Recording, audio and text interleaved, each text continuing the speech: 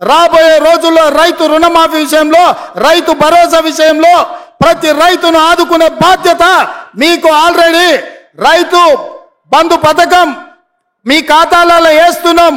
వచ్చే నెల 15 తారీఖు లోపల అందరికీ రైతు భరోసా, రైతు బంధు చేరుతుంది. ఏ ఒక్క రైతుకు బకాయి లేకుండా పూర్తిగా మీకు డబ్బులు ఇచ్చే బాధ్యత మన ప్రభుత్వం తీసుకుంటుంది. రాబోయే తొందరలోనే మంచి రోజులు రాబోతున్నాయి. రైతులకు మాట ఇచ్చిన ప్రకారం మీ 2 లక్షల రూపాయల రైతు రుణమాఫీ చేసే బాధ్యత,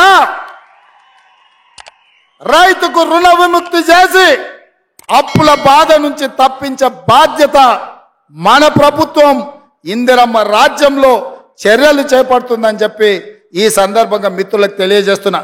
మిత్రులారా, ఈరోజు ఆర్టీసీ బస్సులో మహిళలకు ఉచితంగా ప్రయాణం జరగాలన్నా, రాజీవ్ ఆరోగ్యశ్రీలో 10 లక్షల రూపాయలు మీకు పరిహారం రావాలన్నా, 500 రూపాయలకే సిలిండర్ రావాలన్నా, 200 యూనిట్లు ఉచిత కరెంటు రావాలన్నా, రైతులకు 2 లక్షల రూపాయల రైతు రుణమాఫీ జరగాలన్నా మనం ఏం చేయాలి మిత్రులారా?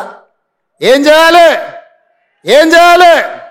ఢిల్లీలో ఉన్న మోడీకి వినిపించాలి, గల్లీలో ఫామ్ హౌస్ లో వండుకున్న కేడీకి కూడా వినిపించాలి కొడంగల్ గలం. ఇవాళ ముఖ్యమంత్రి గారు ఏం చెప్పిండండి? కేసీఆర్ కొత్త వరకు మాఫీ చేసిండు, 1 లక్ష రూపాయలు రుణం మీకు మాఫీ అయింది కాబట్టి ఉరుకున్నారు. మీరు బ్యాంకులకు పరిగెత్తుండ్రి, మీరు లగెత్తిపోయి మళ్ళీ 2 లక్షలు తెచ్చుకోండి. డిసెంబర్ 9 నాడు మొత్తం మాఫీ. డిసెంబర్ 9 ఎన్ని రోజులు అయిందండి? 4వ మాసం నడుస్తా ఉంది ప్రభుత్వం వచ్చి. ఈ డ్రామాలు కాదు కదా. When December 9 has gone, Mr. Chief Minister, where are you sleeping? I am asking you. ఎప్పుడు పోయింది డిసెంబర్ 9?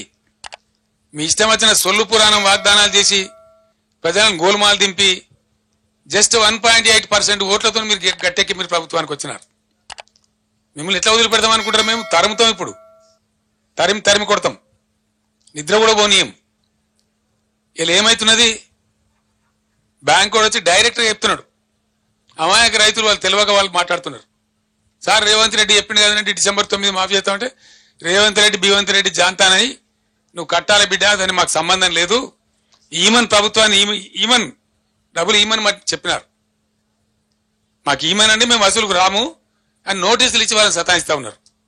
ఇప్పుడు ఏమైంది? మీరు రైతు బంద్ వేయలేదు, ప్రైవేట్ అప్పులు తెచ్చుకున్నారు, ప్రైవేట్ వడ్డీలకు పోయినారు, అట్ట కొంత నాశనమైనారు. ఇలా బ్యాంక్ కూడా మళ్ళీ ఇచ్చే పరిస్థితి లేదు. పంట వేసుకుందామంటే ఇప్పుడు ఏం కావాలి వాళ్ళ గతి? ఏమైతే రైతుల గతి? మీకు ఆలోచన ఉన్నదా? కనీసం ప్రభుత్వంలో థింకింగ్ అన్న చేస్తున్నారా? మీకు ఆ బరువైన హృదయం అని ఉన్నదా? అంత విశాలంగా ఆలోచిస్తున్నారా? అంటే రైతుల పక్షాన్ని వాడు మాట్లాడేటోడు ఉండడు, అడిగేటోడు ఉండడు మీరు అనుకుంటున్నారా? అట్లా కాదు. బీఆర్ఎస్, నేను రైతులను ఒక్కటే చేతులెత్తి దండం పెట్టి చెప్తా ఉన్నా, దయచేసి మీకు దండం పెడతాను, ఆత్మహత్యలు చేసుకోకండి, ఎట్టి పరిస్థితులు చేసుకోకండి. మీ కేసీఆర్, మీ బీఆర్ఎస్ మీ పరంగా రణరంగమైన సృష్టిస్తుంది, యుద్ధం చేస్తుంది. ప్రధాన ప్రతిపక్షంగా మాకు బాధ్యత మీరు ఇచ్చినారు. మేము నిద్రపోము, ఊరుకోము. 2-3 నెలలు టైం ఇవ్వాలి, ఎందుకంటే మాకు పుండాకోరు వ్యవహారం అవుతుంది. ఓర్వలేని తనం లెక్క వాడైతే గెలవంగానే వీళ్ళు మొదలుపెట్టిన దుకాణం ఓర్వలేకపోతున్నారు అని అంటారు. కాబట్టి నేను 4వ నెల దాకా నా 4 కూడా తెరవలే.